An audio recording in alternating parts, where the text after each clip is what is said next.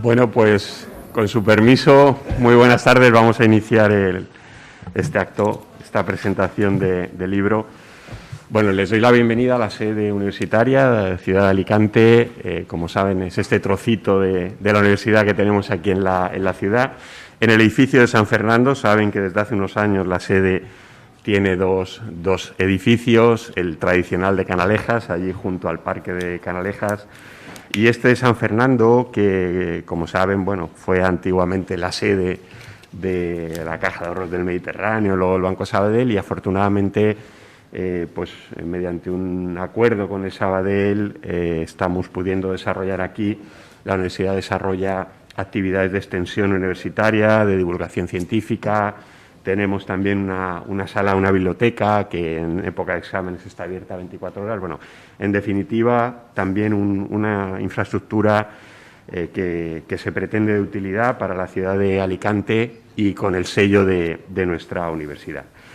Esta tarde estamos ante una de las actividades que, como a mí me gusta decir, más nos gusta realizar en la sede, ¿no?, que es presentar libros. Presentar libros de la Universidad de Alicante, si es posible, como es el caso.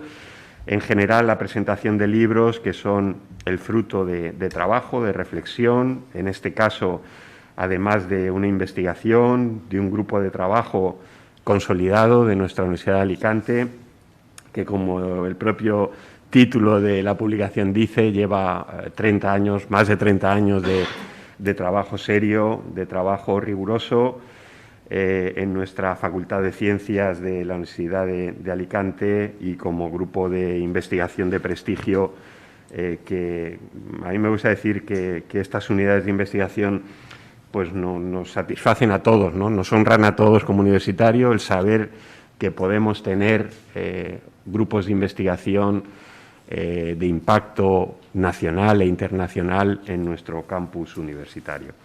Presentamos, por tanto, el libro Fitolaboc, 30 años soñando, pensando, investigando y descubriendo juntos. Quiero ya de entrada felicitar por el título a su coordinador, al catedrático de nuestra universidad en el Departamento de Ciencias del Mar y Biología, Luis Vicente López Llorca. Enhorabuena, Luis Vicente, por haber llegado a este punto y, sobre todo, por seguir a partir de este punto. Es lo más importante. Quiero agradecer la presencia con nosotros del vicerrector de investigación, del amigo Juan Mora, que está aquí con nosotros, que nos va a acompañar en la presentación de este libro. Libro que surge de la colaboración también entre los vicerrectorados de investigación y el Vicerrectorado de Transferencia, Innovación, Divulgación Científica, que, como saben, dirige la profesora María Jesús Pastor, a través de esa unidad, yo creo que muy bien concebida, de LUA Divulga, que entra en el marco de presentación, pues, de todas las publicaciones que el Servicio de Publicaciones de nuestra universidad lleva a cabo.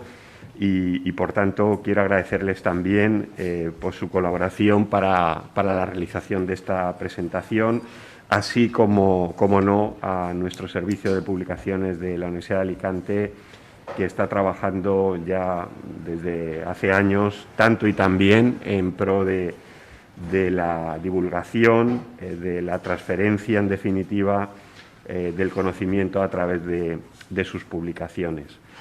Sin más, tiene la palabra el vicerrector de investigación, el profesor Juan Mora, y luego intervendrá el profesor Luis Vicente hablándonos un poco del contenido, de los entresijos, del porqué de este libro.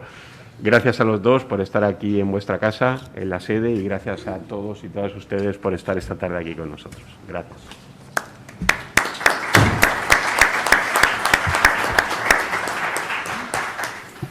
Gracias, Jorge, por la acogida. La verdad es que nos sentimos efectivamente en nuestra casa, y esto es gracias también a tu trabajo aquí en la sede. Bueno, yo quiero de alguna manera empezar mi intervención pues agradeciendo a todos su asistencia a este acto. Para mí, desde luego, es un placer estar aquí en la presentación del libro, de este Fitolaboc, acompañando al autor, al profesor López Llorca, y a todos los que de alguna manera habéis contribuido con vuestras vivencias, con vuestras experiencias a este libro. Todos vosotros, evidentemente, sois los verdaderos protagonistas de este acto. A Luismi, al profesor López Llorca y a todos vosotros me gustaría, por supuesto, felicitaros por el libro y por las experiencias que ahí recogéis, desde luego muy interesantes, y creo que dicen mucho del grupo, de su director y de las relaciones que al final se tienen que generar. Muchísimas gracias de corazón, muchísimas gracias. Bueno, aunque no necesita presentación, creo que es importante hacer una pequeña reseña del profesor López Llorca. Como sabéis, es doctor en Biología por la Universidad de Dundee, en Escocia, y catedrático del Departamento de Ciencias del Mar y Biología Aplicada de la Universidad de Alicante, donde ha desarrollado prácticamente toda su carrera académica. Durante casi 9 años ha sido director del Instituto Universitario de Estudios del Medio, Ramón Margalef, y tiene un amplio y reconocido currículum, fruto evidente de muchísimos años de esfuerzo y dedicación a la investigación de excelencia. Dirige el grupo de fitopatología, el Fitolab, como lo llamáis, uno de los grupos de investigación más consolidados de la Universidad de Alicante y que constituye el eje central del libro que hoy presentamos. El libro describe los 30 años de existencia de un grupo de investigación. En realidad es un grupo más de los casi 250 grupos de investigación que tenemos registrados en este momento en la Universidad de Alicante. Sin embargo, y esto dice mucho de este grupo, hasta donde yo conozco, es el primer libro que recoge la historia de un grupo de investigación, por lo que lo convierte en un libro singular y, sin duda, un libro entrañable. Así me lo pareció y así lo describí cuando Luismi me lo presentó hace un par de meses en el vicerrectorado. Sin embargo, más allá de ello, una vez cuando lo lees, pues el libro a mí personalmente me ha hecho reflexionar acerca de la universidad, de la investigación, de los investigadores, y descubrir que de alguna manera el libro refleja también parte de la evolución de la investigación, de la ciencia y, por supuesto, de la Universidad de Alicante. La universidad se define por 2 actividades, la docencia y la investigación. Yo me he preguntado que si sin investigación la universidad podría existir. Y bueno, pues yo creo que sí, podría existir, no la universidad, pero podrían existir, evidentemente, los estudios de enseñanza superior. Para poder hablar de universidad con mayúscula, para poder ejercer la excelencia que requiere la formación de la educación superior, se necesita, por tanto, la investigación. La investigación requiere... no se hace sola, la investigación la hacen las personas, la hacen los investigadores. Y la investigación es una actividad vocacional y realmente muy compleja, que requiere de la confluencia de muchos factores. Por supuesto, requiere de una dosis altísima de vocación, de curiosidad, pero también requiere de un esfuerzo personal enorme, tanto personal como profesional. Requiere del apoyo institucional, que sabes, Luis, que contáis, de la búsqueda incansable de la financiación, que no siempre es fácil. De hecho, es uno de los principales problemas que tenemos en investigación. También de la correcta estrategia de divulgación, de difusión de los resultados que obtenemos en el laboratorio. El problema es que en la mayor parte de las ocasiones, por no decir casi siempre, nos centramos precisamente en estos problemas, ¿no? Cómo conseguir financiación, cómo seguir avanzando, cómo publicar, dónde publicar, a qué congreso vamos. Pero nos olvidamos muchas veces de lo que es más importante, de lo que es la verdadera clave del éxito de la investigación, que es el buen clima de trabajo y las relaciones personales que se establecen en el seno de un grupo de investigación. Hace un año aproximadamente, creo que fue en julio, presentamos a la comunidad universitaria un decálogo para conseguir la felicidad en los laboratorios de investigación. La iniciativa, debo confesar que resultó llamativa, incluso, permitidme la expresión, resultó un poco flower power para la mayor parte de la comunidad científica. Sin embargo, conseguimos la atención y el respaldo de la mayor parte de los grupos de investigación de la Universidad de Alicante. En esta línea, debo decir que para los escépticos, el libro que hoy se presenta, el libro de Luismi, la propia existencia de Fitolab, después de 30 años, y la elevada calidad de sus investigaciones son un ejemplo de que efectivamente no estamos equivocados y que la excelencia en la investigación se alcanza indudablemente a través de la excelencia en las relaciones personales y en saber hacer de un grupo de investigación la familia científica imprescindible para avanzar con ilusión y para superar los problemas que se generan día a día en el laboratorio. En su libro, Luis B. no se ha olvidado de nadie y ha tenido en cuenta, yo creo que los tres pilares que soportan el trabajo de cualquier investigador. Por un lado, sus mentores, a quien de alguna manera todos los investigadores debemos, ¿no?, nuestra vocación, su ayuda. Por otro lado, a los discípulos, a los colaboradores, sin quienes evidentemente no se puede avanzar, no se puede llegar a ningún sitio. Y por último, la familia, ¿no?, que tantas ausencias tiene que soportar y con tanta dosis de comprensión. Evidentemente, sin ninguno de ellos no podríamos avanzar y no podríamos llegar a esta conclusión que llegamos hoy con el Fitolab. Pero no obstante, para describir el libro y para reflexionar sobre él, yo creo que lo mejor es que le demos la palabra al profesor López Llorca y que nos cuente un poco su visión del libro y el porqué. Cuando quieras, Luis. Muchísimas gracias.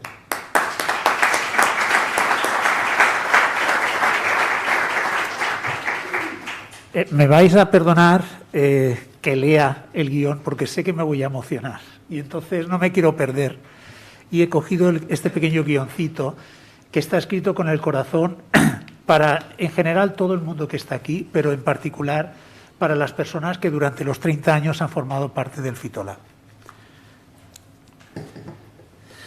Bona vesprada a totes i tots. Moltes gràcies per acompanyar-me presencialment on streaming en un event tan especial per a mi. Welcome to this seu universitària ciutat d'Alacant of the University of Alicante, a historical building of higher education in our beautiful town. Es para mí un placer y un orgullo compartir con vosotros un rato, espero que entrañable y divertido a la vez. Quisiera agradecer a la Universidad de Alicante, representada aquí por el doctor Juan Mora, su vicerrector de investigación, por haber ayudado a que se haya escrito durante más de 30 años la historia magnífica y fecunda de nuestro grupo de investigación, que sus miembros rebautizaron coloquialmente como Fitolab. Siento en estos momentos una gran emoción al hablaros muy cerca de las aulas de la antigua Escuela de Comercio. En ellas, Nicolás, mi padre, cursó sus estudios primero de perito y después de profesor mercantil. En esos tiempos de posguerra la vida era muy dura en Alicante. Mi padre compaginaba sus estudios con el trabajo en auxilio social. Fue el germen de la seguridad social, la base de nuestro actual Sistema Público Nacional de Salud. Ahora, ese histórico edificio y en el que estamos albergan la sede universitaria Ciudad de Alicante. Quisiera también agradecer a su director, el doctor Jorge Olcina, aquí presente, que haya hecho posible esta presentación. Ser bien agradecido. Los maestros, y en mi caso 2 maestras, nos han hecho ser lo que somos. Sor Amalia, cerca de aquí en Benalúa, me enseñó las primeras letras. A ella le debo todo lo que ha venido después. Mi tía Reme, una maestra ejemplar, fue fundadora de Nazaret, un colegio en Alicante para niños sin recursos, de familias con problemas. Ella supo cambiar, enseñando durante 40 años con muy pocos medios, la vida de muchas personas. Me estoy olvidando de las diapositivas. Bueno, eso fue cuando íbamos a las monjas, mi hermana y yo, y esta es la tía Reme dando clase en Nazaret. A mí, la tía Reme me enseñó a enseñar. Gracias, Bonica. Si existe el Fitolab es gracias a Rafa, mi tío. Cuando entré en su laboratorio recién estrenado de la ETSIA de Córdoba en 1969, con 10 añitos, supe que investigar era lo mío. Gracias, Rafa, por enseñarme a investigar. Bueno, aquí está un poquito de la historia antes del laboratorio. Como habéis dicho, yo hice la tesis en Dundee, concretamente en un pueblecito muy pequeñito que tenéis ahí en la foto. Mi hijo, que está por ahí también, que se ríe de que he perdido mucho pelo, le he dicho que yo cuando era como él también lo tenía. Y haciendo la tesis también me encontré una persona muy importante que está por ahí, que es Silvia, mi mujer y mi compañera. Luego acabé la tesis, hice un postdoc de 2 años en la UPV y llegué a la Universidad de Alicante. El Phytolab Book.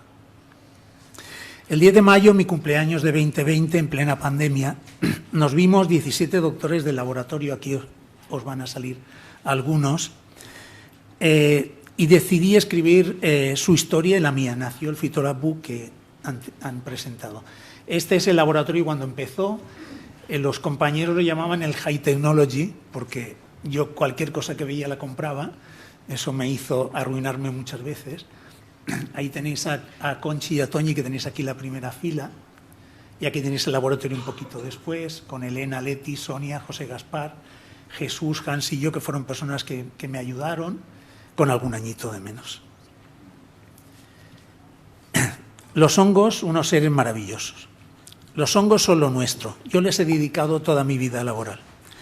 La gente que nos dedicamos a su estudio somos curiosos como ellos. Dejadme que en unos minutos os diga por qué son bonitos y son importantes. Los hongos están en todas partes y hacen de todo, ¿vale? Aquí veis, por ejemplo, uno curioso, una ranita súper venenosa que está en una seta en la costa, en Costa Rica. Y los hongos son importantes porque su cuerpo es como si fuera una masa de espaguetis, para entendernos. Entonces, con esa forma se pueden adaptar prácticamente a cualquier cosa. Y lo más importante es que los hongos, bueno, no voy a leer, los hongos digieren cualquier cosa. Es decir, aquí lo tenéis comiéndose una plaquita de agar con almidón, sacado de la patata o de lo que queráis, pero se pueden comer cualquier cosa, desde una piel de patata a una mancha de petróleo. Y también tienen tanto éxito porque se reproducen por esporas. Seguro que alguien que haya comprado una naranja en un mercadillo, pues se le ha pasado con el tiempo y la habéis visto llena de un polvito, que son esas esporas que tienen los hongos. Esas esporas van al aire, son los responsables de que alguna vez estornudemos. Aquí hay un amigo íntimo mío que es alergólogo y puede decir que es verdad. Y luego van a parar al suelo, que es donde va a parar casi todo. Entonces, el suelo, como dirían los miembros del Phytolab mexicanos, que hemos tenido muchos, pues es puro hongo, ¿vale? Una uñita, como si fuera vuestra uña, tiene 1 kilómetro de esos hilos que forman los hongos. Y son muy importantes porque si les dejamos y no se lo ponemos difícil, los hongos reciclan. Es decir, algún día todos seremos un hongo, ¿vale? Cogerán nuestros átomos y se lo llevarán y harán cosas muy curiosas. Por ejemplo, formarán setas, ¿vale? Todo el mundo hemos contado a los niños cuentos en los que salen las famosas amanitas que tenéis aquí, que también están en la calle San Francisco, aquí al lado, o Sagasta, como la llamaban mis padres, o en la playa también, donde parece que es un sitio muy seco, pues cuando llueve, por ejemplo, en las playas del Carabasí os podéis encontrar estas setas que hay aquí. Y luego, no sé si alguien ha visto alguna vez los corros de brujas, ¿vale? Los corros de brujas pues tienen como una historia negra. Se supone que las brujas cuando bailaban en los aquelarres, dice las malas lenguas que iban dejando hongos venenosos debajo. Una mentira como una catedral. Los corros de brujas están formados por esos hilos de los hongos que con los años, un corro como el que tenéis aquí puede tener entre 400 y 600 años, como una de nuestras catedrales más antiguas. Y solamente queda esa masa de espaguetis en el borde. Y os preguntaréis, ¿por qué solo hay hongo en el borde? Y es que los hongos son muy apañados. Los hongos, cuando ya se hacen viejos, empiezan a digerirse a sí mismos y consiguen nutrientes, de manera que se aprovechan cualquier cosa, incluyendo su propio cuerpo. Como curiosidades os diré que cuando Chernóbil fue visitable, una de las cosas que hicieron fue ver los organismos que había en el pleno reactor, donde la radiación pues, nos freiría varias veces. Y había hongos. Y esos hongos han hecho pensar a los científicos, y se supone que con el pigmento que tenían eran casi todos oscuros, ¿vale?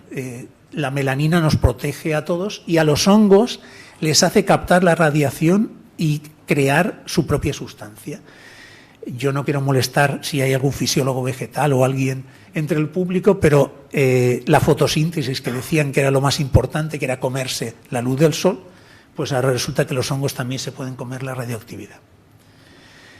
Esta foto que tenéis aquí es de un geyser del parque de Yellowstone, donde el oso Yogi y compañía. Y para que os hagáis una idea, cuando se sacó la foto, pues había una temperatura de aproximadamente unos 20 grados bajo cero, y alrededor del geyser hay 20 grados. En verano hay más de 70 grados, y hay una pequeña plantita que crece en el borde del geyser a una temperatura en la que en cualquier cocina nos podemos hacer un huevo a la coca. La planta no se cuece porque tiene un hongo que además tiene dentro un virus. Yo siempre los hongos estoy enamorado de ellos, y os voy a demostrar con unos poquitos datos que los hongos son el organismo más grande y más antiguo del mundo. Usando la misma PCR que usamos ahora para hacer los test del COVID, pues analizaron una zona de 10 kilómetros cuadrados en la costa oeste de Estados Unidos y llegaron a la conclusión de que todo era el mismo organismo. Es decir, un organismo tenía el tamaño de 1000 campos de fútbol y tenía 2400 años de edad. También que me perdonen los zoólogos, pero eso es bastante más que el récord de la ballena azul, que tiene 30 metros y que pesa 170 toneladas. Y luego, pues para ponerle la guinda al pastel de la historia de los hongos han cambiado el mundo. Todo el mundo sabéis la historia de Fleming, no hace falta que entremos, y de la penicilina, pero a lo mejor no sabéis que la historia de Roma cambió por un hongo.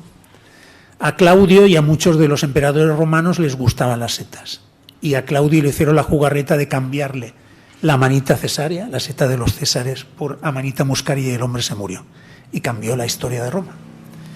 También las setas tienen el récord, son el alimento o de los alimentos más caros del mundo. En la zona de Italia de donde es Silvia hay muchas trufas, y una vez estuvimos visitando una explotación y me dijeron que un kilo, entonces hace muchos años, valía 6.000 euros, 1 millón de las antiguas pesetas. Y también un organismo parecido a los hongos pues fue el responsable de que JFK fuera presidente de los Estados Unidos. Y es muy sencillo. Ese homiceto, que es como se llaman, se cargó la cosecha de las patatas de Irlanda, que era lo único que tenían, durante 10 años. Y se murió 1,5 millones de personas, y muchos de los irlandeses tuvieron que emigrar a Estados Unidos, y la familia de JFK fue una de ellas. Y también esto sí que ya es el colmo. Hace 60 millones de años el mundo estaba lleno de dinosaurios.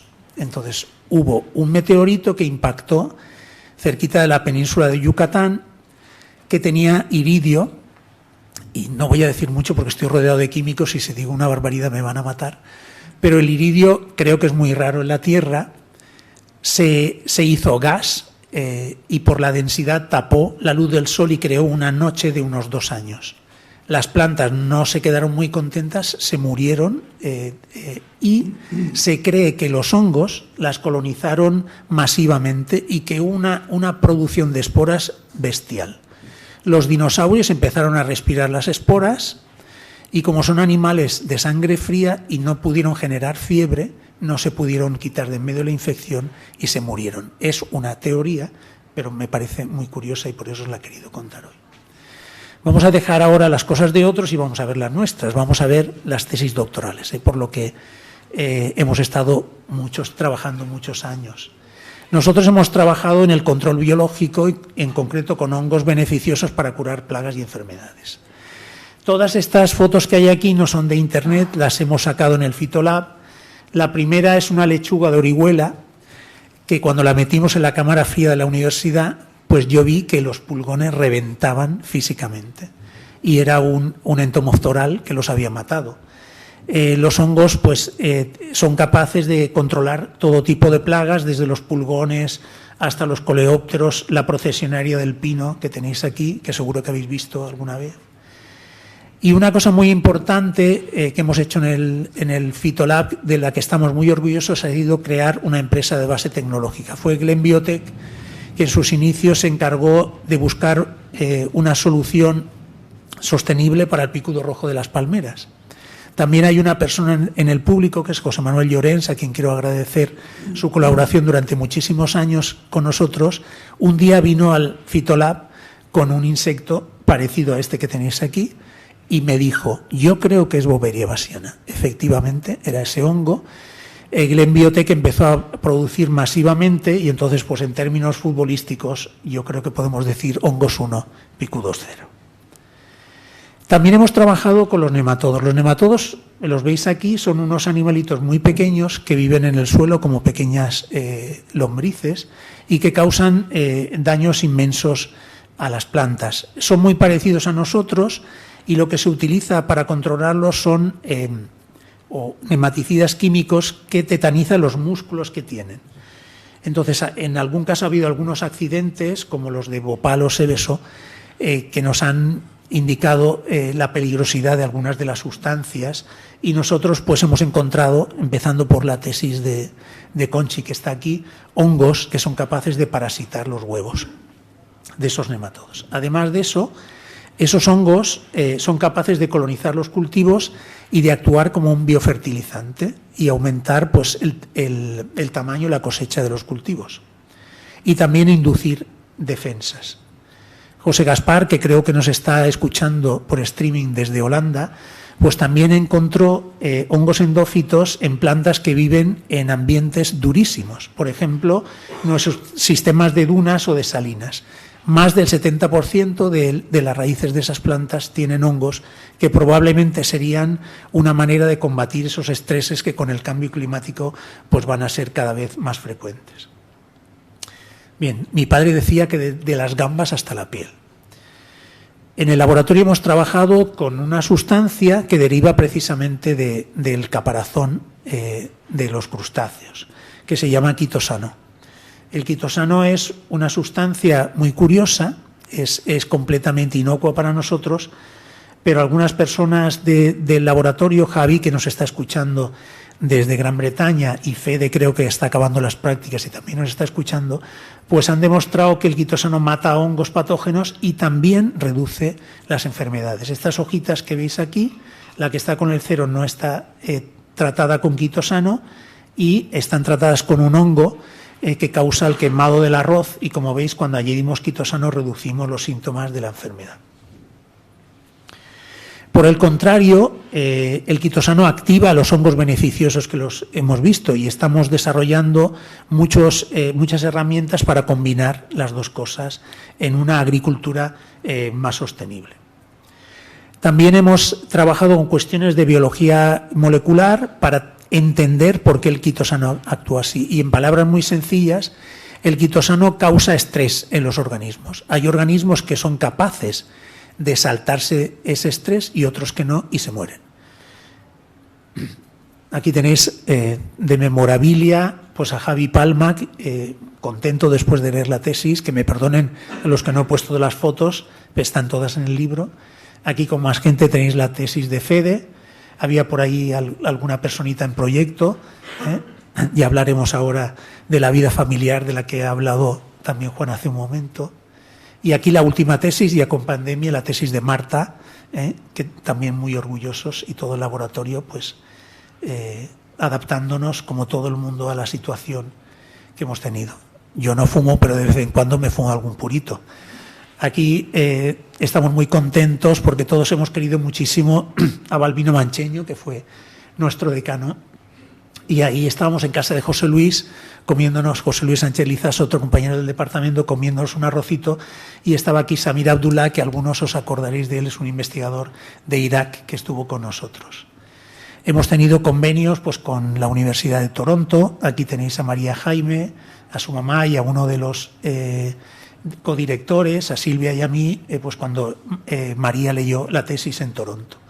Hemos tenido visitas como esos 200 y pico grupos que os ha comentado Juan, de investigadores e investigadores de todo el mundo. Hemos llevado la UA también por todo el mundo. Aquí con el proyecto Habana de la universidad, pues tuve el gusto de impartir cursos en Cuba y en otros sitios. Y también ha sido maravilloso, y yo estoy contentísimo que la investigación me haya hecho conocer gente de todo el mundo. Aquí tenéis en el Puigcampana a Johari Jalinas, que es de Malasia, y tenéis a Ernesto Zavala de México, pues que se hicieron amigos y doctores en el laboratorio y que conocieron gracias a nosotros la montaña más bonita del mundo, que es el Puigcampana.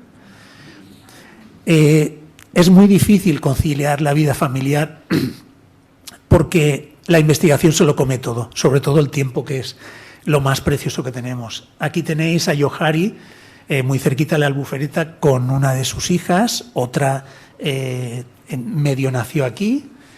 Aquí tenéis a nuestros hijos pequeñitos que jugaban con la máquina de hielo del laboratorio y que ahora son personas de provecho. Aquí tenéis a Fadela, que fue mamá y al segundo mes vino al laboratorio. Por WhatsApp hablamos con ella ayer. Le mando desde aquí un beso enorme, de la Universidad de Blida, en Argelia. Y aquí tenéis a nuestra perlita, Paulita, que es la más pequeñita del Fitolab, que ha nacido hace poco con Nuria, que también fue doctora del Fitolab. No os quiero cansar, algún curso y congreso. Aquí tenéis a Toñi, muy jovencica, cuando puso el primer póster en Italia. Y aquí tenéis el congreso de la BMS en la universidad.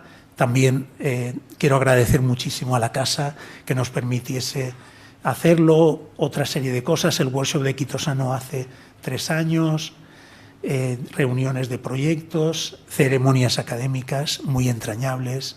La pajarita la llevo doblada, no llevo nunca corbata, hoy es un día especial.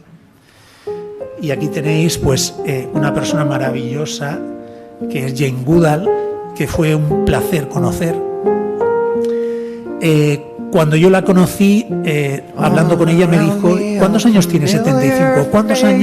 ¿Cuántos días al año vuelas? 300 años, o 300 días, perdón.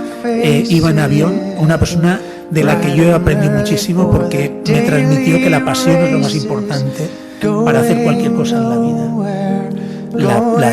La que está al lado es Claudia, nuestra hija mediana. Y aquí un santo, que es Nick Talbot, que también estuvo Luis cuando en el decanato, cuando lo nombramos doctor honoris causa, una persona que nos ha ayudado muchísimo y que tiene raíces valencianas y que yo creo que seguirá ayudándonos a nosotros y a la universidad. Bueno, y vamos acabando ya. El arco iris ese que tiene las orzas de oro ahí, y el único secreto pues es darle fuerte, ¿vale? A mí hay un poema precioso que es el viaje a Ítaca, o el viaje a Ítaca de Cavafis, pues yo creo que representa lo que hay que hacer en la vida, que es cuando llegamos a algún sitio, pues hay que estar pensando en el siguiente sitio que tenemos que llegar, y chimpún. Y nada, pues ha sido un placer estar con vosotros aquí y muchísimas gracias.